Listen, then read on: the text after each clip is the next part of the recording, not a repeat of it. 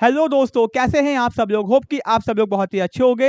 And दोस्तों, आज मैं आपको बताने जा रहा हूँ कि अगर आपका एडमिशन बीए में, बीकॉम में, बीएससी में या फिर यूजी के किसी भी कोर्सेज के फर्स्ट सेमेस्टर में हो चुका है या फर्स्ट ईयर में हो चुका है, या फिर आपका पीजी के किसी भी कोर्सेज में एडमिशन हो चुका है, जैसे कि एमए, एमएससी, एमकॉम, तो दोस्तों आपको ये बात पता होनी चाहिए कि स्कॉलरशिप का जो फॉर्म है उसकी डेट बढ़ चुकी है। बहुत सारे बच्चों की सर ये बात कह रहे थे कि सर हम स्कॉलरशिप का फॉर्म कैसे भरेंगे, एंड बहुत सारे बच्चों को पता ही नहीं है कि ये स्कॉलरशिप का फॉर्म वो भी फिल कर सकते हैं। दोस्तों, आप चाहे किसी भी कैटेगरी से हो, चाहे ठीक है ना, जनरल हो, ईडब्ल्यूएस हो, ओबीसी हो, एससी हो, एसटी हो, किसी भी कैटेगरी से हो, आप स्कॉलरशिप के फॉर्म को फिल कर सकते हो। इसकी जो डेट है दोस्तों वो बढ़ चुकी है। ठीक है। अब दोस्तों, बहुत सारे बच्चे कहेंगे सर मेरी इनकम ज्यादा है, ये है वो है। तो भैया, इनकम ज्यादा है कम है यहाँ इतना मत सोचो।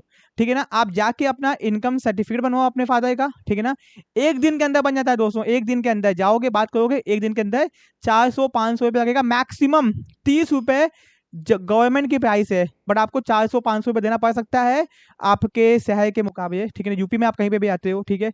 अब दोस्तों, तो ये है आपकी वेबसाइट। ठीक है ना, इसमें दोस्तों बेनिफिट क्या है कि ये वेबसाइट क्यों है, इससे क्या आपको बेनिफिट होगा। आप लोग स्कॉलरशिप फॉर्म को फिल कर सकते हो। आपने जो भी फीस जमा की होगी अपनी फर्स्ट ईयर या फर्स्ट सेमेस्टर में, वो आपको रिफंड हो जाएगी पूरी।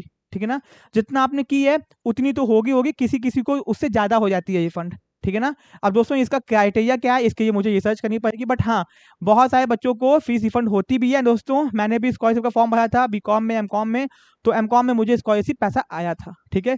तो आपको भी दोस्तों मिस नहीं करना चाहिए, गवर्नमेंट की स्कीम है, इसका फायदा उठाइए। 26 आखिरी दिन है, लास्ट डेट है, तो फॉर्म को फिल कर दीजिए। ठीक है ना।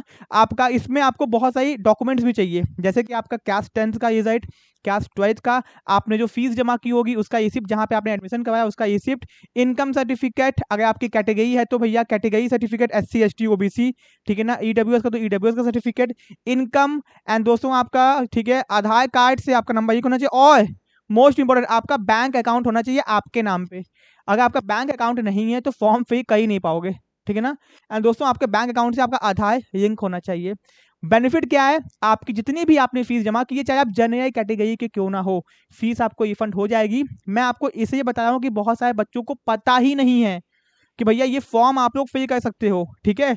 तो देखो, scholarship and fees reimbursement online system, दोस्तों ये उनके बनाया गया है। ठीक है, जो कैपेबल नहीं होते हैं, ठीक है, उनकी फीस को रिफंड करने के लिए। बट दोस्तों, ऐसा नहीं है कि जो इनकैपेबल हैं या फिर जो बहुत गरीब लोग हैं उनके बनाया गया, ऐसा नहीं है।